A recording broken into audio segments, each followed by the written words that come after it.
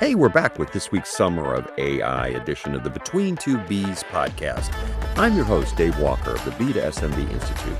On this week's podcast, Randy Rector and Derek Peabody, both senior directors of product development for Verizon Business, discuss their first AI offering to millions of small business customers. Imagine a 24/7 virtual assistant that answers customer questions via text.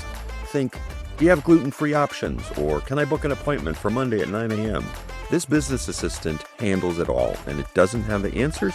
It seamlessly connects the customer to a live employee, and it learns for the future. Listen now. Hey, good day, everybody. Dave Walker here with the B2SMB Institute. We're back for another summer episode of the Between Two Bs podcast. And, I've been having a gas this summer ever since the Sonoma Leaders Forum, because I've had the opportunity to meet with senior level executives who didn't get to come to Sonoma, but who very much wanted to be there. And the topic is, of course, AI to SMB, the topic that we've been really kind of dwelling on for the last 18 months. I'm joined today by two gentlemen from Verizon Business, both in product development, both very much overseeing the development of products and services that are AI-based that Verizon Business is rolling out. Please welcome Randy Rector and Derek Peabody. Welcome, guys. Thanks for having us. Great to have you both. Randy, why don't we start with you? What's your background? Where are you from? Do you like Cape May, like I like Cape May? What do you do currently for Verizon? So at Verizon today, I run our product marketing team or for portions of our product portfolio in the Verizon Business Group side. We also do pricing to support the product. So we're very much tied together with Derek as he invents new products and brings them to market. We help him with the marketing tactics, maintaining the product's visibility, and obviously supporting the pricing framework behind it as well. So I've been at Verizon now for 28 years, born and raised in the Deep South, grew up around Baton Rouge, and now I'm right outside of Jackson, Mississippi. Awesome. That's great. And we actually have a product marketing guy alongside a product developer. That's amazing. We usually don't get that. It's a kind of a rare circumstance. Derek Peabody, welcome. Hey, thanks. Yeah, Derek Peabody here. I've been with Verizon for a little bit longer than Randy, 29 years. I'm in our product management and development organization. My team has responsibility for mobile unified communications products, messaging, our marketplace, and a few other things as well. I work out of our Boston Innovation Center. I am a native New Englander, born and raised in northern Maine, but now again working out of the Boston area. Back in March, I'm sure a lot of work on Randy's part, you articulated a new product and service capability that was AI-based, directed at small business, coming from Verizon Business. Why don't you describe exactly, Derek, what did you create? What did you build?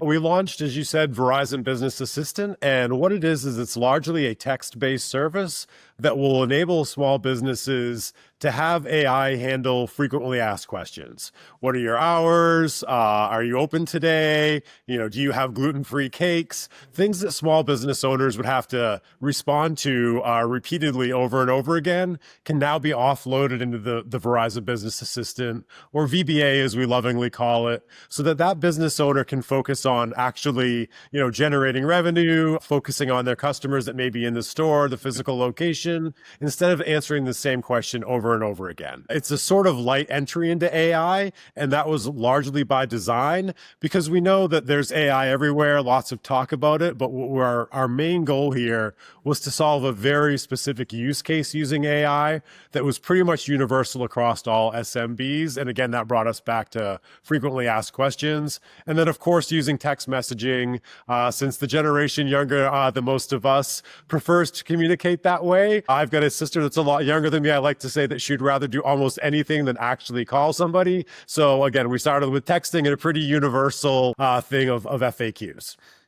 Yeah, no doubt about it that text is the preferred communication platform. I have two 19-year-olds and a 21-year-old, and God forbid that they actually humanly talk to me. That's just not going to happen. Randy, so you're the catcher. You get this this fastball that comes from Derek. This is what we're doing. How do you think in terms of, okay, this is what we're bringing to market? And specifically, I'm intrigued by the idea that, hey, we're not going to try and shoot the moon here. We're going to actually go after a specific use case that the vast majority of small business had, and that's being responsive to inbound requests. and doing it via text. So how do you take that to market? Well, I was over the moon with the idea, right? My team has dipped around in AI for quite a while, serving a huge base of customers.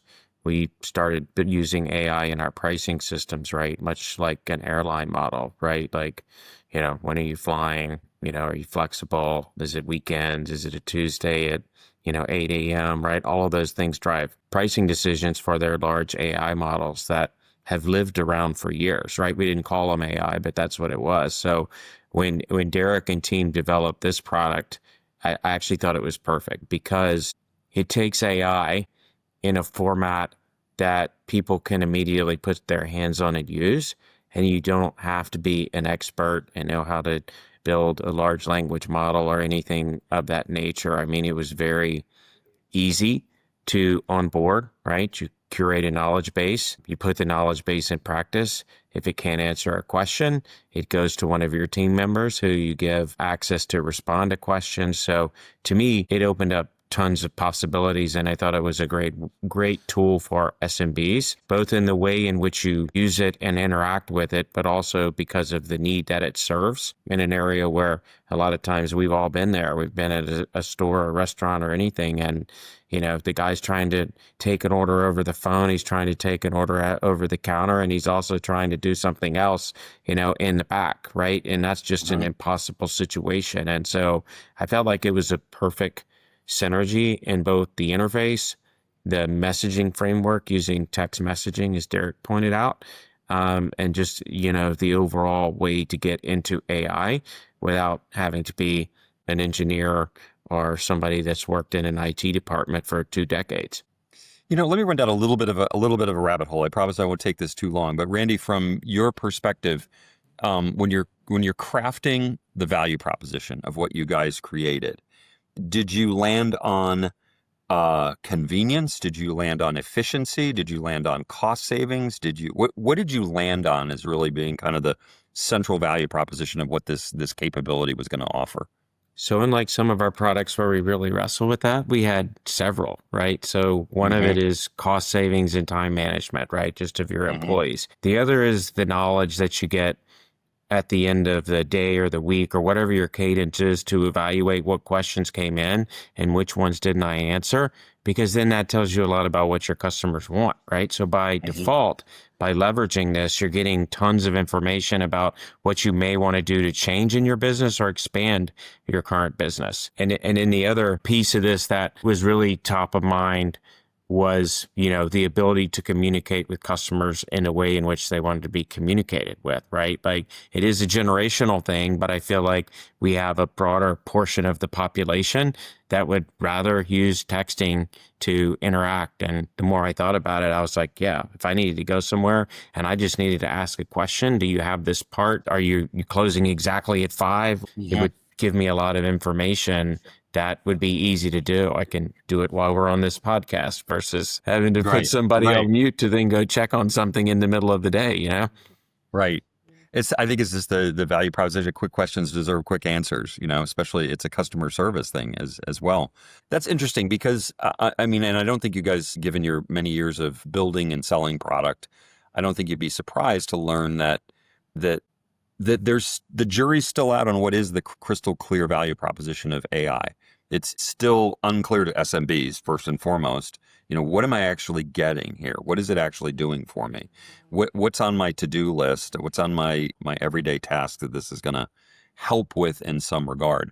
And so I think that having this kind of abundance of choice, to your point, Randy, is in some ways a challenge because you really are trying to deliver to SMBs who are kind of naturally simple and impatient. Here it is. This is exactly what this is going to do for you. And answering the inquiry is probably the best articulation of it, right? Is just, hey, we're going to help you answer your customers as quickly and efficiently as possible. Now, in the interface, does the AI learn? Does it give you feedback and say, to your point, here's frequently asked questions that we don't really have a response to? What is the interface of the small business owner or the small business manager with the system itself? Is there a dashboard? How does he control it? How does he update it, etc.? Great question. I'll take that one, Randy. There's really two primary interfaces. There's the web portal that you use to both implement the service and then manage it from an ongoing perspective. Randy mentioned it's really easy to set up. That web portal setup process is also AI driven, so it's very conversational in nature to get your service and your frequently asked questions established. And then, as mentioned before, there is a dashboard, Dave. You asked expressively about that. And Randy was hitting on some of the reasons that dashboard is so important. It shows you what's happening, right? The calls that you didn't answer, which is good, right? Or I should say the messages, like what were those? How quickly did the system answer them or the AI answer them? How many of those fell out when they did fall out and go to a human who is operating purely in a native SMS mode? Like how long did they take to respond? And then it will show you, here's questions that came in that got responded to. Would you like to add these? We deliberately tried not to put any really crazy AI in here, for lack of a better term. We didn't want to create questions or have AI act in ways that maybe the business, especially the small business, wasn't comfortable with. So the business owner is in full control. It will never self-train new question and answer pairs. The business owner always has to go in and say, yes, I want to add this to sort of my library. And again, you hear a lot about hallucinations and some of the other things that happen with AI. We built this in a way to really avoid that and just focus on those things that the business owner is very comfortable with from a question and a response. And as we mentioned before, having that human in the loop, if AI can't answer it, making sure it falls out to somebody to address. Yeah, got it. I want to ask the question, it's probably a dumb question, but Derek, do you consider this agentic AI? I mean, do you consider what you've built an AI-based agent, or is it something simpler or different than that? I think it might be a little simpler than agentic AI. It's a really great question, actually, right? When we started this whole journey, I'm not even sure agentic AI was sort of something people were talking about. That's certainly the new buzzword. It performs a very specific function. So in some ways, it's an agent in that manner, but you're not using, to do FAQs, you don't need the very latest and greatest model of AI. So I would say it could be viewed as agentic AI, but from a functional perspective, it's not using advanced models to just do FAQs, because again, at least for this phase of VBA, that wasn't someplace we wanted to go. We wanted it to be very controlled by the business owner. Randy, as you're figuring out how to market this, you're working with your copywriters, or maybe you're a copywriter yourself, but you're working with your copywriters and you're saying, we really do want to make clear to the small business that we're pitching this to, that what we're providing them is an assistant, not an agent necessarily. It's not AI even. We're providing you with an assistant, a tool that acts as an assistant to help you kind of get the job done that's so critical to your business. And that's responding to your customers. Was that part of the journey as you guys are constructing really, how do we articulate this? How do we communicate this? How do you do it? What are the adjectives that you use? How do you describe it? Yeah, that's 100% kind of the way we were thinking about it, right? So just try to break a day down. The guys say he's working the counter at a particular place. How often does he have to get on the phone and answer questions, right? What does that prevent him from doing that he would normally be doing, right? So we kind of started from that basis of this is what the opportunity is for that business owner to receive help with, right? And then there were some of the secondary and tertiary things that came forward from there, which is easy setup, learning about what your customers want and actually documenting it, right? Like if you took 50 calls at a front desk of a business, how would you record what that was being asked, right? And there's probably tons of great things that a business owner could learn through those interactions, but the person maybe taking those calls is trying to do 2 or 3 other things, and they're definitely not writing down every inquiry that came in the door. The other thing that I think was important for us, right? Because we need to market to our customers. Obviously, that's our first and foremost, but we need to teach our sellers. One of the things that we did as we were bringing this to market was we actually created a VBA for VBA, right? So we, instead of putting an FAQ out there in the old fashioned, product marketing world where you just list the frequently asked questions, we gave them a QR code and a phone number and, text away. And we got our more technical capable sellers to actually be the agents back behind the engine, right? So when it asked a question that the knowledge base couldn't answer, they were on call, right? So they got to get familiar with the entirety of the experience, right? Which I think is important to truly understand it. I do think it's one of those things that businesses will have to continue to leverage it and use it, right, to get the most out of it, right? Because if you're going in there, every few days or even once a week, right, and you're kind of getting an inventory of what questions have your people asked, how should I update my knowledge base? It's like anything else. It can become a really powerful engine if it's got all of the information that it needs to answer the questions that people typically ask that business. Put a pin in that, because I want to come back to the question of how are small business growing their use of this? How are they, not just kind of, okay, now it answers the phone and it does great things for me, terrific, and now I'm going to start to ignore it. Like so many applications that are kind of put in front of small businesses, is it's easy to ignore once it's set up, or at least have minimum engagement with it and not really grow with it. So I want to come back to that. But I think the next obvious question is, you're a very KPI-driven organization. What do the KPIs look like so far in the rollout of this new capability? Honestly, we're probably not seeing as great of a KPI success as we had anticipated. But I think some of that comes back to both market unfamiliarity with something like this. To my knowledge, we're the first people to do anything very SMB targeted using AI, and certainly text-based. And then, as Randy alluded to, getting our fairly large sales team all aware of it, trained on it, and comfortable making it part of their pitch. Like anything else, it takes the sales team a little time to fully embrace it and understand it. And I feel like we're going through some of that motion at this point. I would say, like, in my mind, I was overly thinking, oh, wow, restaurants, retail, right?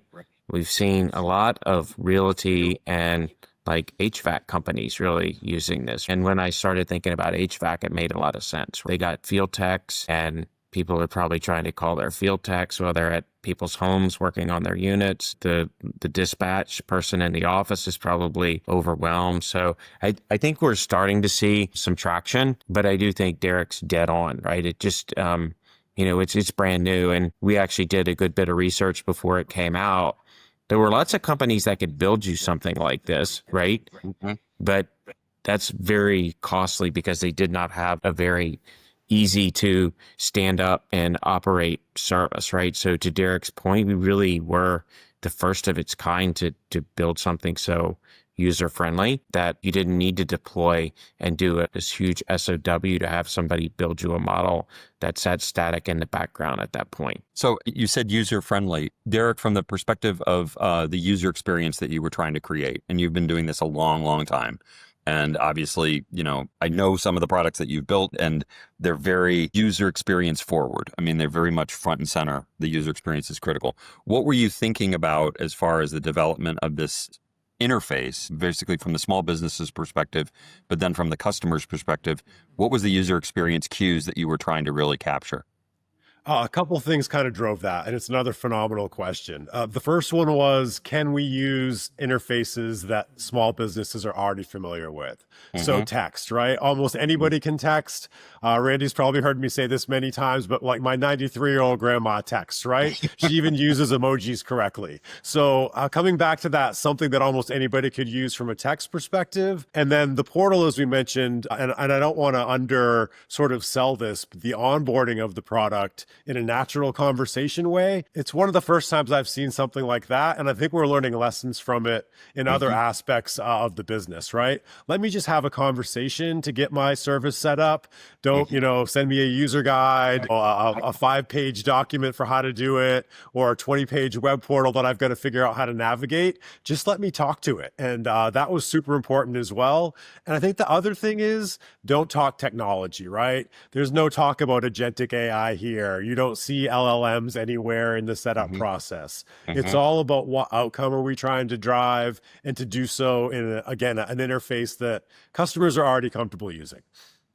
Yeah, and it sounds like, not conversing about those things is not intended to create a black box, a mystery. It's just you don't need to know. I mean, you don't really need to understand how the plumbing works to know that the water's flowing. So that's fascinating. It does some other things, like you could upload information or it could scrape your URL, right? So it can gain some knowledge base on its own by you directing it to those sources. And then to Derek's point, you get into conversational pieces. Is this what you meant?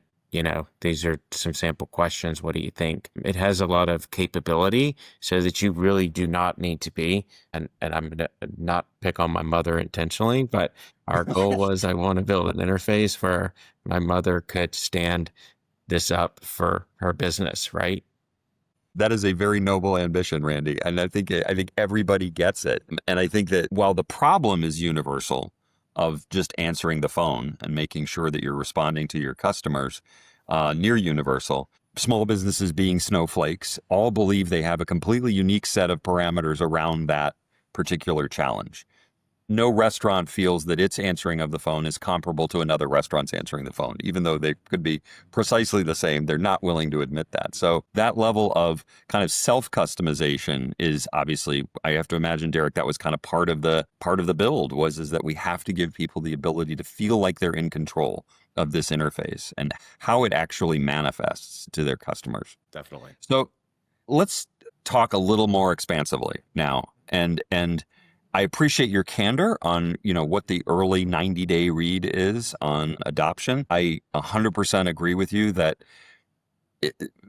particularly for an organization like yours and a customer base that is so familiar with getting all of their selling basically done by humans that come and sit in front of them, that requires then that you make those 2,500 salespeople actually very proficient in being able to sell this. So I get the fact that it exaggerates the timeline a little bit from an adoption standpoint. That said, I mentioned before we started recording that, the feedback that I've been getting so often, 5-6 times a week from different execs around the small business space are talking about the challenge of moving from what everyone describes as early phase, early adoption, experimentation, rollout of product, services, capabilities, a lot of tinkering, a lot of toying with, a lot of kind of like fits and starts of having, a mature product or a viable product even in the marketplace that's AI based or driven, and feeling as though, yeah, we've moved past, or we've moved through that first to 10 to 15% of the marketplace that we anticipated to get. But now we're starting to struggle. Obviously too early for you guys to have gone through that kind of, we've nailed all our early adopters and now we're moving to maturity. But can you talk a little bit about, both from a product development standpoint and then from a marketing standpoint, what is going on out there as you really look at kind of the adoption of AI-based products and services by small businesses? Where are we exactly, do you think, in kind of the cycle of this massive new technology capability that SMBs are being offered? As somebody who loves technology myself, it's very easy for those of us in the industry to get sort of wrapped up in the technology. And I think this has happened not just in the industry, but outside it, right? AI is doing some really, really cool things, right? Some things that I don't think any of us would have even envisioned 2, 3, 4 years ago. But I think the challenge is, what is that really doing for a small business owner, right? Or operator? Like, how does it help that AI can do all of these things? What's the specific sort of business challenge and outcome that it can drive? And I think, Dave, there's still work to do there, honestly. Like mapping all of these amazing capabilities back to very specific outcomes for business versus, wow, this is some really cool stuff. I think we're still at the, wow, this is some really cool stuff stage, but starting to see a shift towards, well, what can I actually do with this? It's going to make my business run better, more efficiently, get me more customers, more revenue, et cetera. Randy, same question, but from a marketer's perspective. I think we overuse the term AI, right? And then that in and of itself gets a little scary, right? And then people are like, well, how do I use AI? The goal should be, we're delivering solutions to people that have AI embedded in them. And we don't have to say this is the Verizon AI or this is the VB AI. We have capabilities that help businesses, get the outcomes they want that are incorporating AI inside of them. Right. Randy, be still my beating heart, because I 100% agree. I think that AI is hard enough. And then you start introducing things like agentic AI and you know, agent as a service, AAAS. Go ahead and say it out loud. No, we're not we're not going there. That's engineering speak. And it's perfectly appropriate for around the table inside the organization trying to explain back and forth between marketers and engineers and developers. This is what we're trying to do, and this is what we think, and we make it better, et cetera, et cetera. But when as an old mentor of mine used to say, when engineers write copy, bad things happen.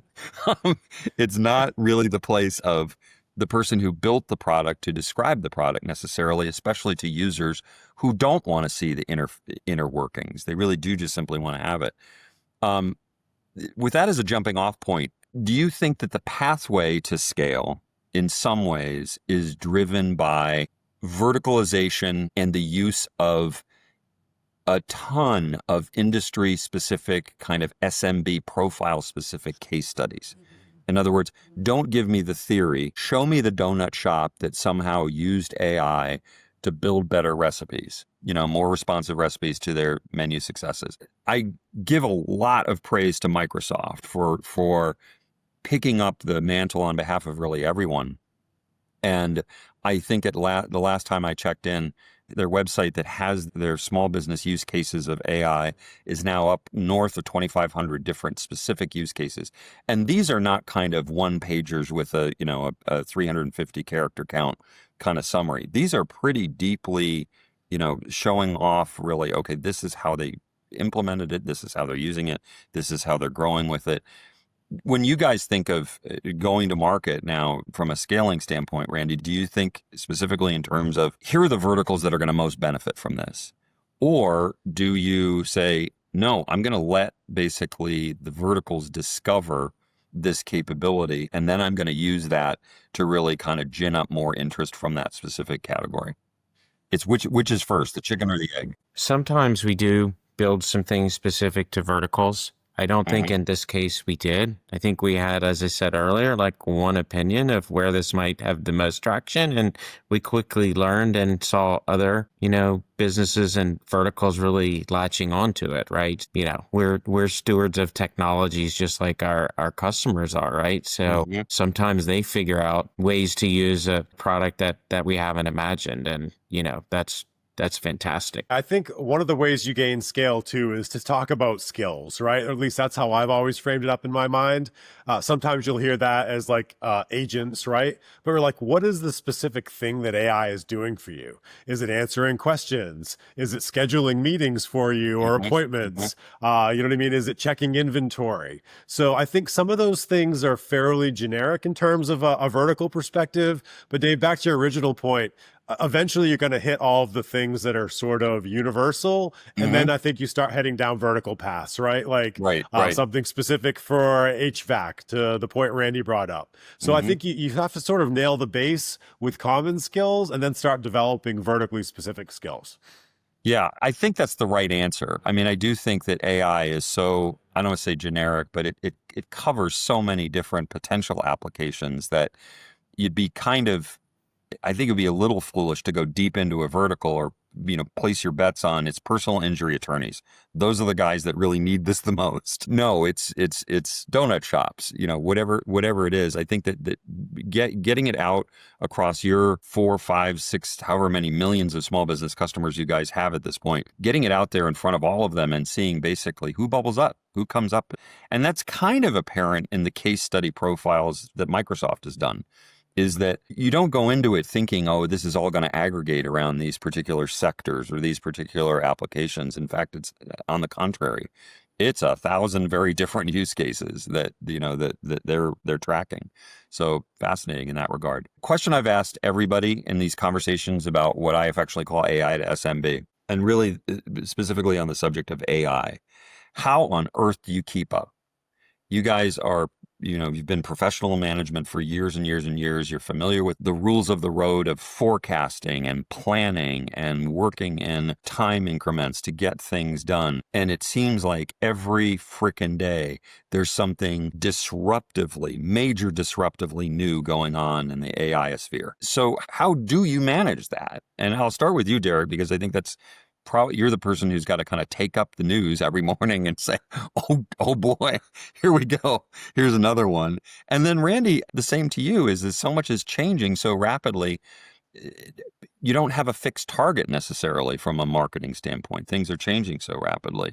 So jump ball, whoever wants to go first. I'll start. I think the first thing is you've got to be able to filter out, coming back to what I said before, like what looks really cool or does cool things versus what's cool but can solve problems, right, for our customers, for Verizon's customers. And those are two very different things, right? A lot of the stuff that you see that AI can do, it's hard to map that back to, as you said, Dave, a very practical use case for small businesses. So you really have to keep your eye on, to your point, what's happening in the market, but what aspects of that could actually be applicable either today or a little bit down the road to what small businesses across the United States struggle with on a day-to-day basis. And I think using that lens or that filter is the really key to sort of, again, it's not noise, but it's a lot of things that seem very cool. And don't get me wrong, they are cool, but are they practical? Is sort of my viewpoint on it.